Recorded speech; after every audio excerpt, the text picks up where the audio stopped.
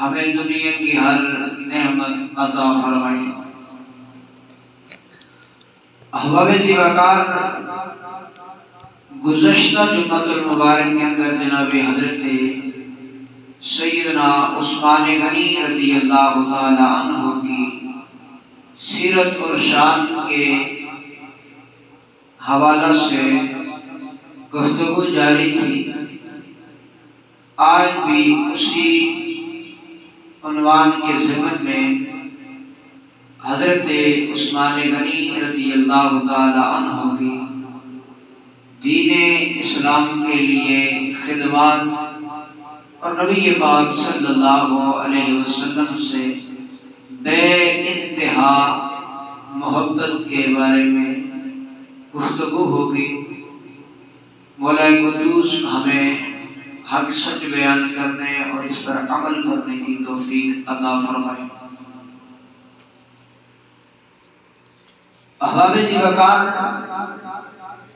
یوں نبی پاک علیہ السلام کے سوالات اصحاب کرام رضوان اللہ تعالی علیہم اجمعین کی شان اور مقام اور ان کا مرتبہ وراء الورا ہے۔ ہر صحابی، حضور کا ہر غلام بڑی شان اور بڑی عظمت والا ہے، لیکن ان صحابہ میں ہر ایک کی نبی پاک علیہ السلام سے اور نبی پاک علیہ السلام کی اپنے سوالات اصحاب سے جدا اور یگانہ محبت اور پیار ہے۔ حضرت سیدنا عثمان غنی رضی اللہ تعالی عنہ کی ذات وہ ذات ہے، آپ کی شخصیت وہ شخصیت ہے کہ جنہوں کے نکاح میں حضور نبی پاک علیہ السلام نے اپنی 2 بیٹیاں عطا فرمائی،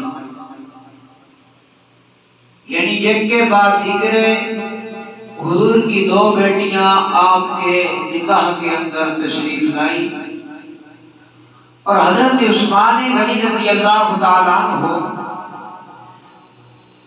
وہ شان والے حضور کے غلام اور صحابی ہیں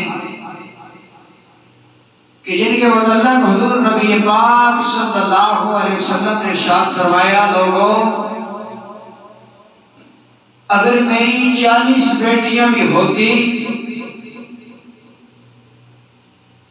میں ایک ایک کر کے حضرت عثمان غنی کے نکاح میں انہیں عطا فرماتا، یعنی جب بھی حضرت عثمان غنی کی کوئی بیوی وفات پاتی تو انہیں اپنی 40 بیٹیاں ہوتی تو ایک ایک کر کے حضرت عثمان غنی کے نکاح میں عطا فرماتا۔ جس شخص کے لیے حضور نبی پاک علیہ السلام یہ ارشاد فرمائے، یہ الفاظ فرمائے، پھر بتائیں حضرت اس عثمان غنی کی شان اور عظمت اور مقام کیا ہوگا۔ اور ایک مقام پر میرے نبی پاک علیہ السلام نے اللہ کی بارگاہ کے اندر دعا کرتے ہوئے عرض کی، اللہم انی رضیت ان عثمان فارج عنہ، اے اللہ میں عثمان سے راضی ہوں، میرے رب تو بھی عثمان سے راضی ہو جائے۔ اور کائنات کا ہر بندہ یہ چاہتا ہے کہ مجھ سے میرا رب، میرا مالک، میرا خالق، میرا پروردگار راضی ہو۔ حضور کا ہر غلام، ہر امتی یہ چاہتا ہے کہ مصطفیٰ کریم علیہ السلام کی ذات ہم پہ راضی ہو جائے۔ ساری دنیا رب کو راضی کرنے میں، رب کے محبوب کو راضی کرنے میں مگن ہے،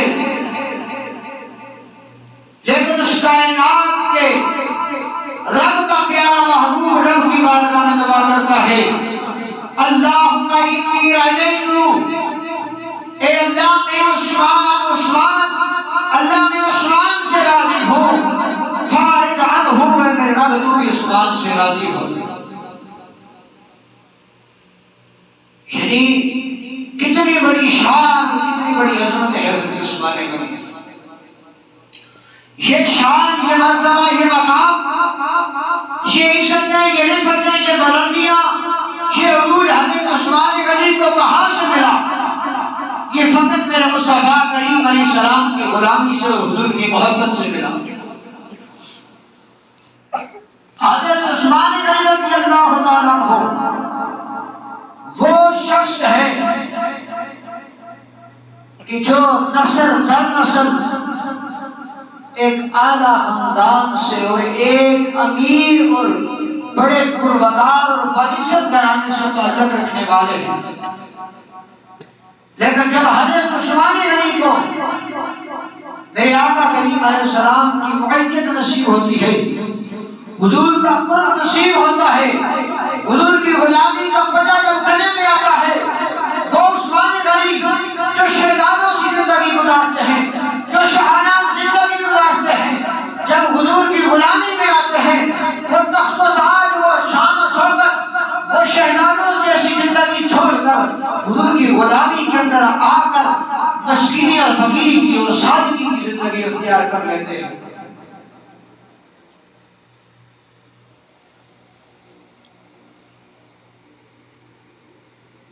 جب حضور کی غلامی میں آئے، جب حضور کا مقام اور مرتبہ سمجھا، حضور کی محبت کا جب اثر ہوا، تو حضرت عثمان غنی دنیا سے بے نیاز ہو گئے، دنیا کے تخت و تاج کو چھوڑ دیا، وہ شہزادوں جیسی زندگی کہ وہ حضرت عثمان غنی تھے تو کل تک پانی کا پیالہ غلام اٹھا کر ہاتھوں میں دیتے تھے، کب پیتے تھے، لیکن آج جب حضور کی غلامی کے اندر تشریف لے آتے ہیں تو یہی عثمان غنی اپنے کندھوں پہ ساز و سامان اٹھا کر مخلوق خدا کی خدمت میں لگ جاتے ہیں۔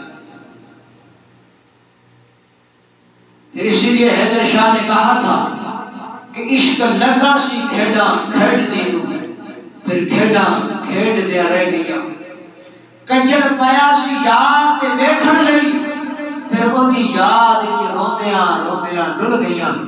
حیدر شاہ اس گلی کدے نہ رلدی، پر تیرے پیچھے رلدیاں رلدیاں رل گئیاں۔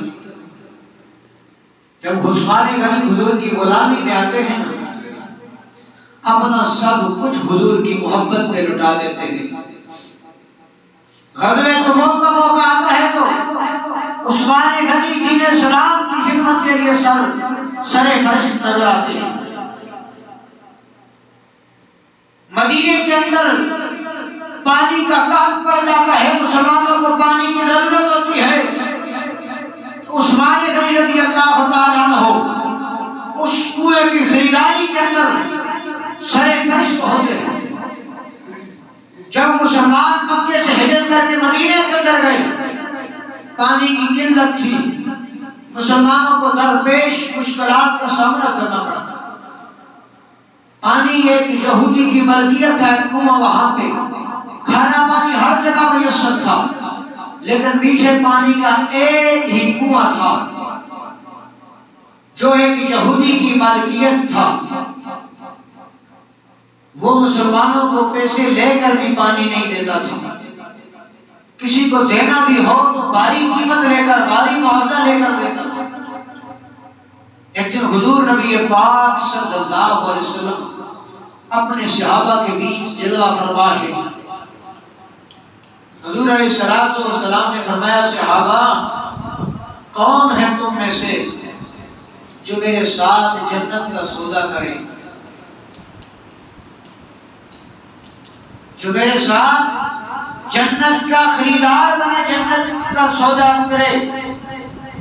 یا رسول اللہ کیسا سودا، کس طرح؟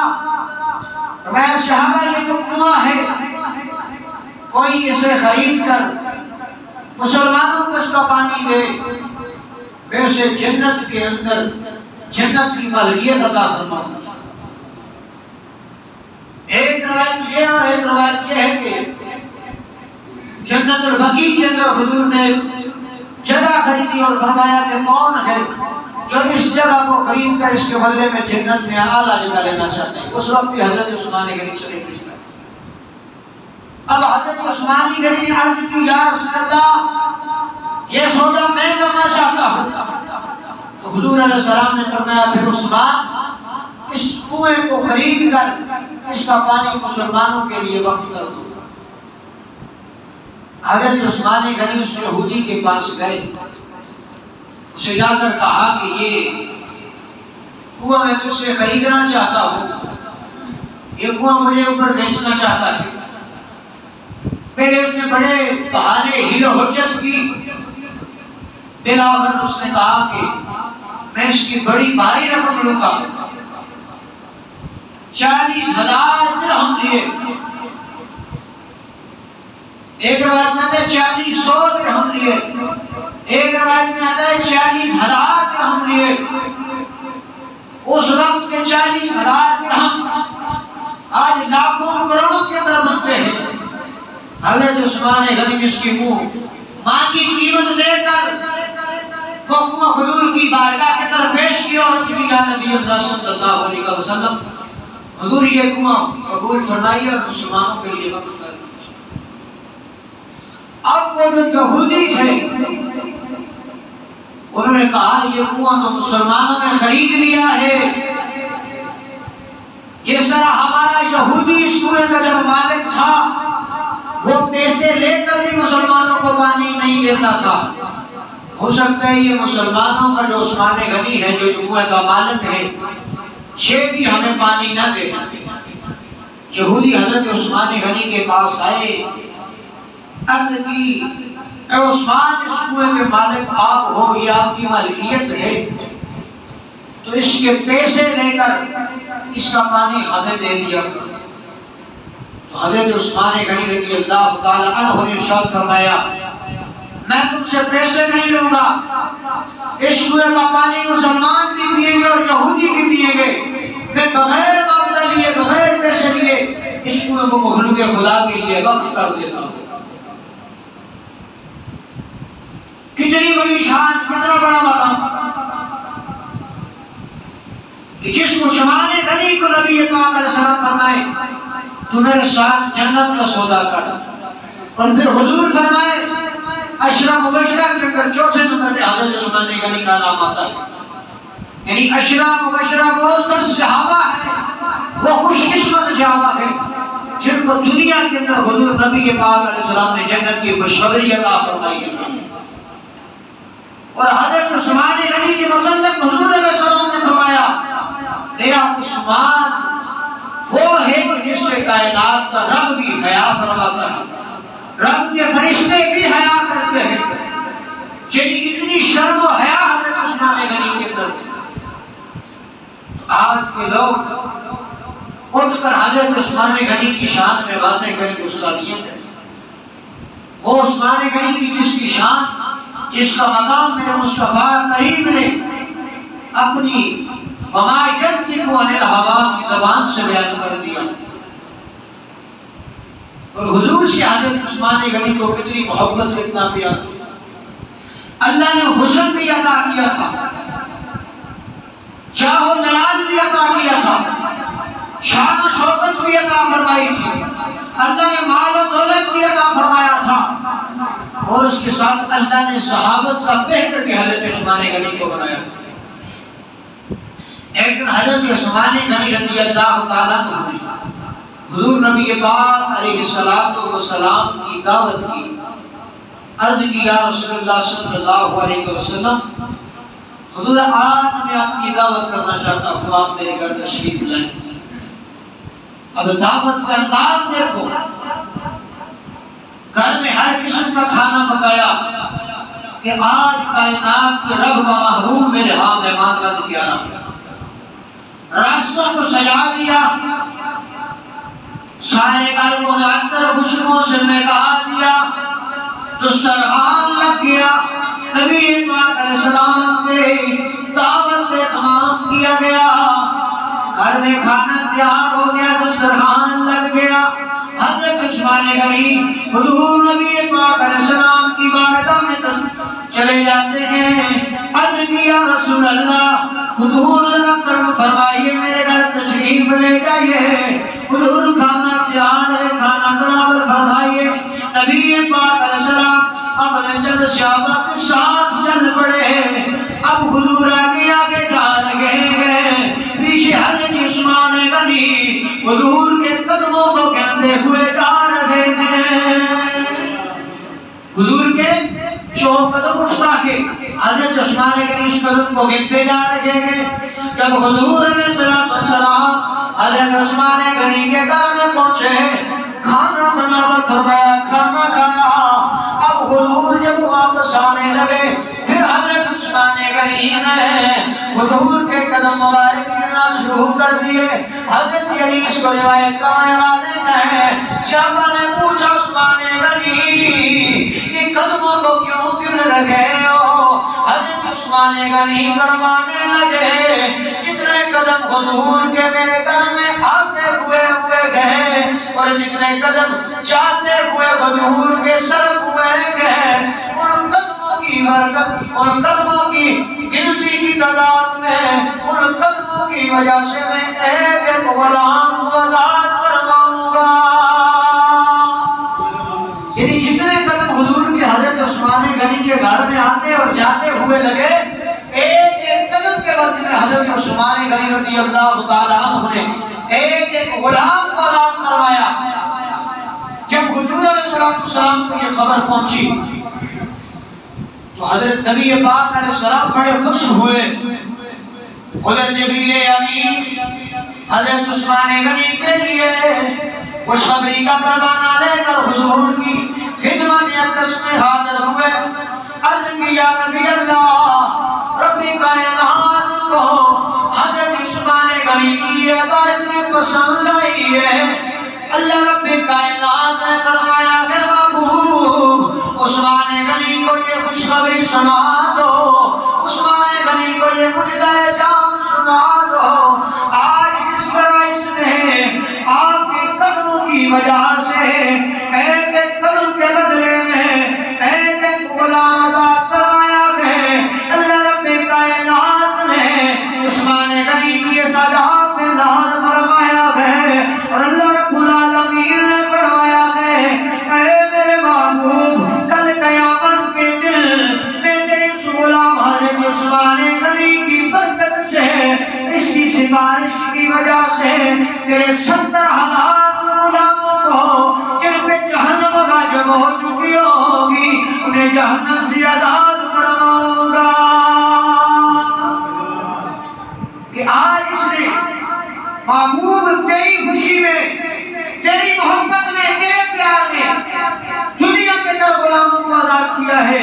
محبوب کر قیامت کے دن میں حضرت عثمان غنی کی سفارش کی وجہ سے کئی امت کے 70,000 گناہگار وہ لوگ جن پہ جہنم واجب ہو چکی ہوگی ان کو جہنم سے آزادی عطا فرماؤں۔ یہ شان ہے خدمت گاروں کی،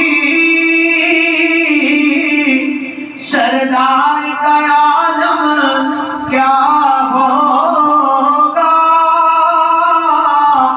چاہے تو اشاروں سے اپنے کایا بھی پلٹ دے دنیا کی۔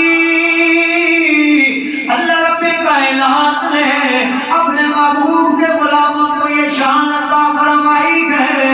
اللہ رب الجلال نے اپنے محبوب کے غلاموں کو یہ عزت اور یہ برکتیں عطا فرمائی ہے۔ اے مصطفیٰ کریم علیہ السلام نے فرمایا لوگوں دنیا کے اندر کوئی احد پہاڑ کے برابر بھی اللہ کی بارگاہ میں خیرات کرے، اللہ کی بارگاہ میں سب کو خیرات دے، لیکن میرے غلاموں کی یہ شان ہے اگر میرا کوئی صحابی ایک کھجور کی گٹھلی کے برابر اور ایک مقام پہ فرمایا میرے غلام کھجور کے ٹکڑے کی برابر اللہ کی بارگاہ میں صدقہ کریں گے، وہ اس کو پہاڑ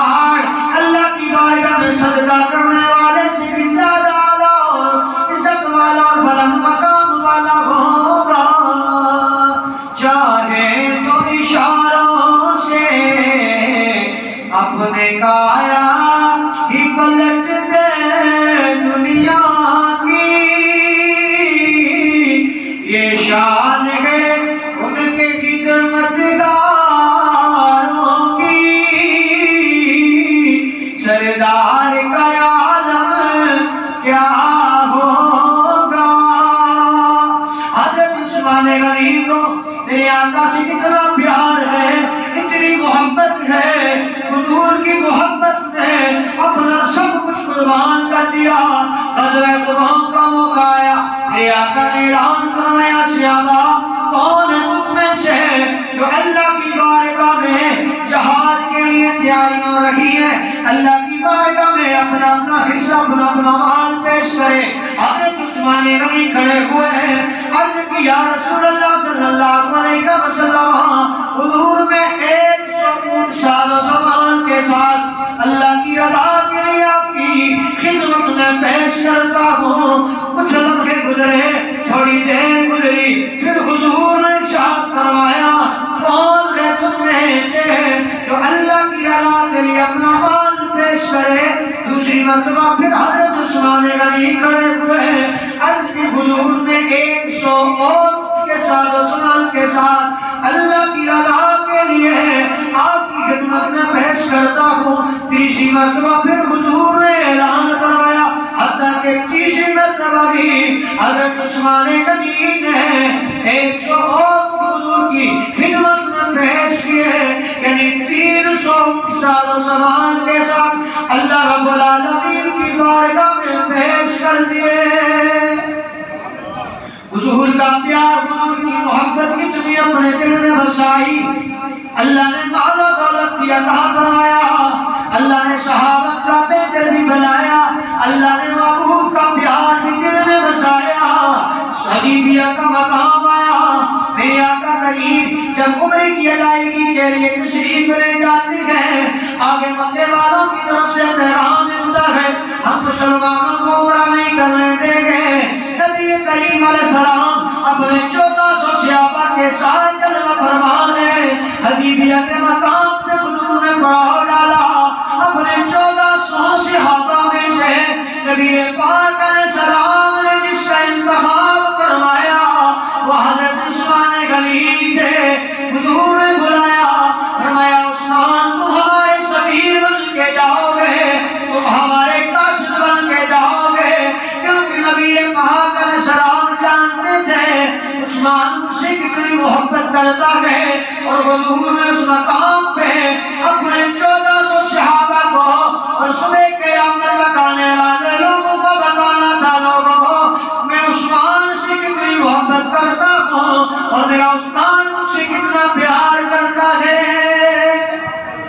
اب حضور نے آپ کو سفیر بنا کے بھیج دیا، آپ مکے کے اندر گئے، مکے والوں نے حضرت عثمان غنی جب کہا کہ ہم تم سے جنگ کرنے نہیں آئے بلکہ ہم عمرہ ادا کرنے کے لیے آئے ہیں، ہم عمرہ ادا کر کے واپس چلے جائیں گے، ہم ایک تلوار کی سوا اپنے ساتھ کچھ بھی نہیں لائے۔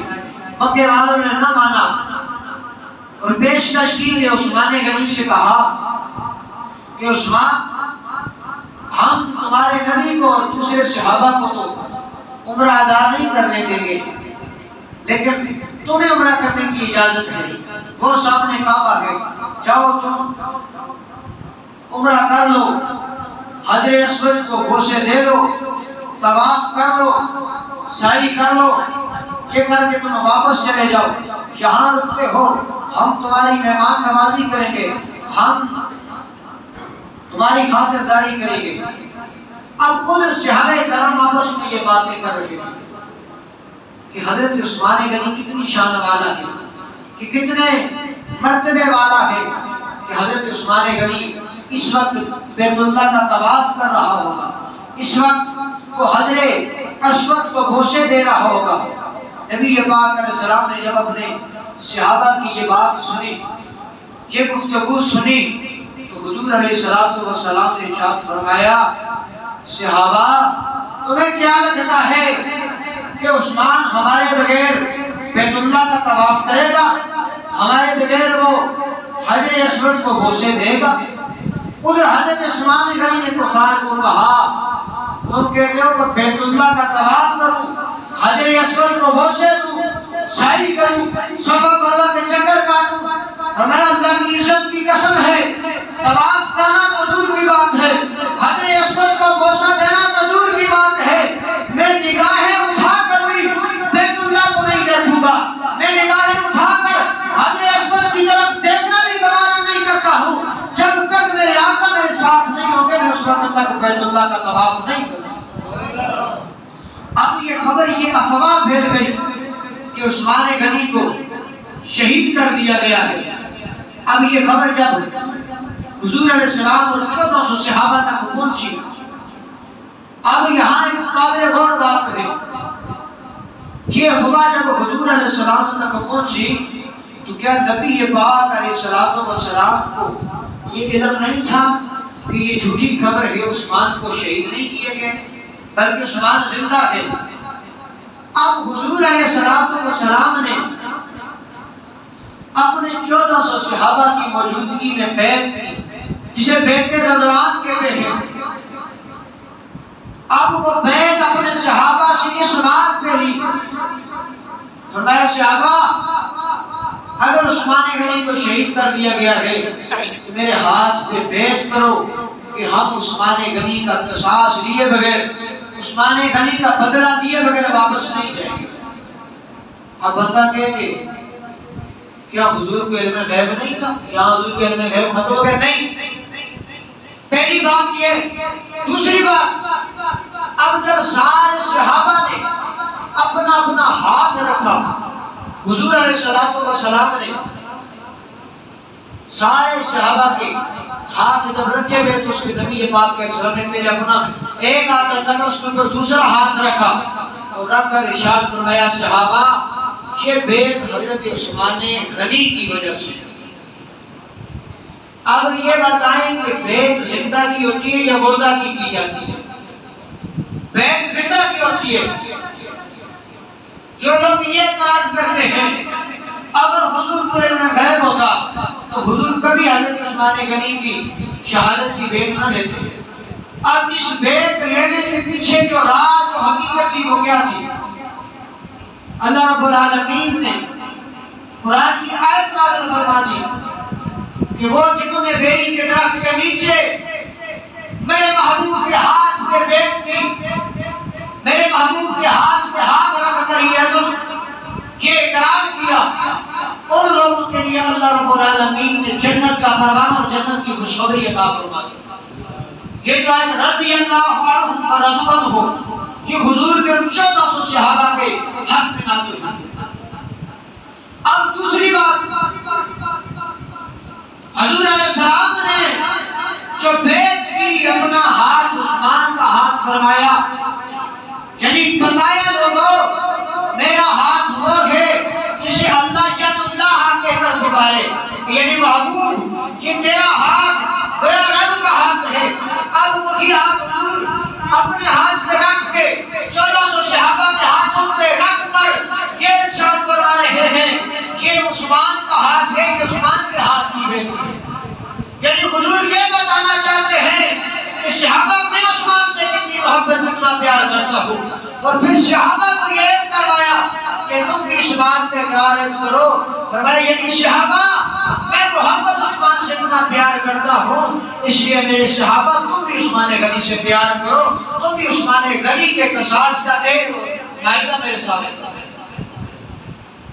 اگر مان لیا کہ حضور کا علم غیب نہیں تھا تو کیا کائنات کے رب کو بھی نہیں پتا تھا؟ وہ اللہ جو اپنے نبی کو ایک ایک لمحے کی خبر دے رہا ہے، ایک ایک لمحے کی چیز بتا رہا ہے۔ حضور ہر چیز کا غیب جانتے ہیں اللہ کی عطا سے، وہ جو اللہ عطا فرمانے۔ نبی اپنے سے کسی چیز کا غیب نہیں جانتا ہے، یہ بات بھی یاد رکھیے۔ نبی غیب وہی جانتا ہے جو اللہ عطا فرماتا ہے، جس کا اللہ اپنے محبوب کو حکم دیتا ہے، اور کئی چیزوں پہ حضور کا نہ بتانا اس میں بھی اللہ کی حکمت، اللہ کا راز ہوتا ہے۔ یعنی فرمایا کہ نبی اپنی مرضی سے کچھ نہیں کہتا ہے، نبی کا بولنا بھی رب کی رضا کے مطابق ہوتا ہے، نبی کا خاموش ہونا بھی اللہ کی رضا کے مطابق ہوتا ہے۔ تو اب حضرت عثمان غنی جب تشریف لائے، صحابہ نے عرض کی یا رسول اللہ آپ نے یہ بھیج لی، عثمان غنی تو زندہ ہے۔ تو اس وقت یہ ساری باتیں میرے مصطفیٰ نے فرمائی صحابہ میں انہیں یہ بتانا بھی چاہتا تھا اور دیکھنا بھی چاہتا تھا کہ میں عثمان سے اتنا پیار کرتا ہوں اور میرا عثمان مجھ سے اتنا پیار کرتا ہے۔ صحابہ دیکھ لو، تم کہتے تھے کہ عثمان ہمارے بغیر بیت اللہ کا طواف کرے گا، حجر اسود کے بوسے لے گا۔ صحابہ عثمان غنی نے ہمارے بغیر بیت اللہ کا طواف تو دور کی بات ہے، حجر اسود کو بوسا اور بیت اللہ کی طرف دیکھنا بھی گوارا نہیں کیا۔ اور پھر وہ وقت آیا کہ جب ظالموں نے، خارجیوں نے، طلباؤں نے حضرت عثمان غنی رضی اللہ تعالی عنہ کے گھر کا محاصرہ کر لیا۔ 40 دن تک حضرت عثمان غنی رضی اللہ تعالی عنہ آگ پر پانی اور کھانا پینا بند کر دیا گیا۔ اب یہ ہے وہ وقت، وہ عثمان غنی کے جنہوں نے اتنی بڑی بڑی فتوحات کی، بڑے سے بڑی جنگیں لڑی، حضور کے دور میں جنگیں لڑی، صحابہ کے دور میں، خلفائے راشدین کے دور میں، اپنے زمانہ خلافت کے اندر بھی کئی جنگیں لڑی، کئی ملکوں کو فتح کیا۔ کیا حضرت عثمان غنی ان چند گنتی کے جو خارجی لوگ تھے کیا ان کا مقابلہ نہیں کر سکتے تھے جنہوں نے آپ کے خلاف بغاوت کی؟ ہو سکتا تھا۔ حضرت عثمان غنی رضی اللہ عنہ، لوگ کہتے ہیں کہ صحابہ کی اور اہل بیت کی آپس میں دشمنیاں تھی، ان کی آپس میں عداوت تھی، نعوذ باللہ من ذالک۔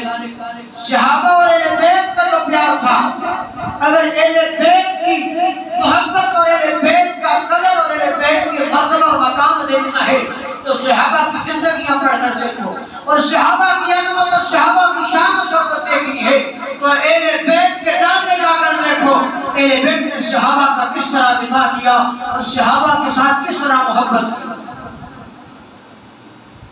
حضرت امام حسن اور امام حسین رضی اللہ تعالیٰ عنہ، جنت کے سردار مولا کائنات کے شہزادے، یہ حضرت عثمان غنی کے دربان ہیں، آپ کے پیرے دار ہیں۔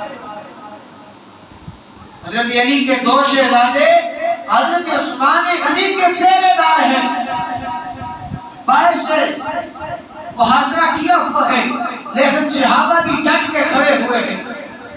اب دروازے سے وہ کیسے جا سکتے ہیں؟ وہاں شیر خدا کے دو شیر کھڑے ہو گئے۔ اب بھلواؤں نے 40 دن تک ہر حربہ استعمال کیا کہ کسی طرح دروازے سے اندر داخل ہو کر حضرت عثمان غنی کو شہید کر دیا جائے، لیکن نہیں جا سکتے۔ اب لوگوں نے جا کر حضرت عثمان غنی رضی اللہ تعالی عنہ سے عرض کی، امیر المومنین اگر آپ حکم ارشاد فرمائیں تو ہم ان کے خلاف جنگ کریں، ان کی بغاوت کا جواب ہم لڑائی سے دیں، ان کے ساتھ قتال کرنے کو ختم کر دیں۔ اب اس مقام پہ حضرت عثمان غنی رضی اللہ تعالیٰ عنہ نے جو ارشاد فرمایا، آج تک میرے اور آپ کے لیے ادب اور حضور کی محبت کا، ادب اور حضور کی بارگاہ کا ادب حضرت عثمان غنی نے کیسے سکھایا۔ حضرت عثمان غنی نے اپنے ان ساتھیوں سے فرمایا کہ تم نے رب کا قرآن نہیں پڑھا تھا، یا ایھا الذین آمنوا لا ترفعوا اصواتکم فوق صوت النبی، کہ ایمان والو اپنی آوازوں کو نبی کی آواز سے بلند نہ کرنا۔ میں عثمان غنی اپنی جان بچانے کے لیے، اپنے دفاع کے لیے حضور کے اس امن والے شہر میں، حضور کی ان مقدس گلیوں میں تلواروں کی آوازیں بلند کر، تلواروں کی چنگار بلند ہو، میں یہ برداشت نہیں کر سکتا۔ میں اپنے خون کو بچانے کے لیے، اپنی جان کو بچانے کے لیے ان بدواؤں کے گندے خون سے اپنے محبوب کی مقدس گلیوں کو آلودہ کرنا، میں ایسا ہرگز نہیں ہونے دوں گا۔ حتیٰ کہ مفسرین مورخین لکھتے ہیں کہ 40 دن تک حضرت عثمان غنی مسجد نبوی میں تشریف نہیں لائے، گھر کے اندر ہی وضو فرماتے وہی مصلی بچھا کر اللہ رب العالمین کی بارگاہ کے اندر سجدہ ریز ہو کے اس کی عبادت کرتے. حضرت عثمان غنی کو نماز سے اور قرآن سے اتنا پیار تھا کہ بلواؤں نے رات کی تاریکی کا فائدہ اٹھایا. کسی طرح سے وہ چھت پر چڑھ گئے.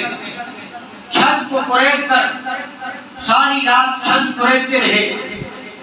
صبح کو وہ چھت پھاڑ کر اندر داخل ہوئے. اب اس وقت حضرت عثمان غنی رضی اللہ تعالیٰ عنہ جنہیں جامع القرآن کا خطاب ایسے ہی نہیں ملا. قرآن سے حضرت عثمان غنی کی محبت اتنی تھی، پیار اتنا تھا. نماز فجر ادا کی، قرآن کو سامنے رکھ کر قرآن کی تلاوت کر رہے ہیں. اب قرآن کی تلاوت میں مگن ہے. ایسے قرآن کی تلاوت کے اندر کھڑے ہوئے ہیں، چھت توڑی جا رہی ہے. بلواؤ خیر کی چھت سے نیچے داخل ہو رہے ہیں. حضرت عثمان غنی کو خبر ہی نہیں. عثمان غنی تلاوت قرآن کر رہے ہیں، تلوار لگتی ہے. آپ کے سر مبارک سے خون کے قطرے ٹپکتے ہیں. جب تلوار لگی تو خون کا قطرہ قرآن کریم کے اوپر جا کے گرتا ہے. حضرت عثمان غنی نے قرآن کو بند کر دیا. قرآن نے وہ خون کا قطرہ جو اس کے اندر گرا اپنے لفظوں کے اندر سمیٹ کر اپنے اندر محفوظ کر لیا. اتنی محبت تھی قرآن سے، اتنا پیار تھا حضور سے. پھر حضور کی محبت نے، قرآن کی محبت نے آج 1450 سال گزر جانے کے بعد بھی حضرت عثمان غنی کے نام کو زندہ رکھا. یہ حضرت عثمان غنی کی حضور سے اتنی محبت تھی. تو میرے نبی نے فرمایا لوگوں اگر میری 40 بیٹیاں ہوتی حضرت عثمان غنی رضی اللہ تعالیٰ عنہ کو سن نورین کا خطاب عطا ہوتا ہے. 2 نوروں والا یعنی حضور علیہ السلام کی 2 شہزادیاں آپ رضی اللہ تعالیٰ عنہ کے نکاح مبارک کے اندر آپ کی عقد کے اندر تشریف لے آتی ہے. اور حضور نے فرمایا لوگوں اگر میری 40 بیٹیاں بھی ہوتی نا، ایک ایک کر کے وہ وفات پاتی تو میں حضرت عثمان غنی کے نکاح میں انہیں عطا فرما. اتنی بڑی شان، اتنا بڑا مقام حضرت عثمان غنی رضی اللہ تعالیٰ عنہ.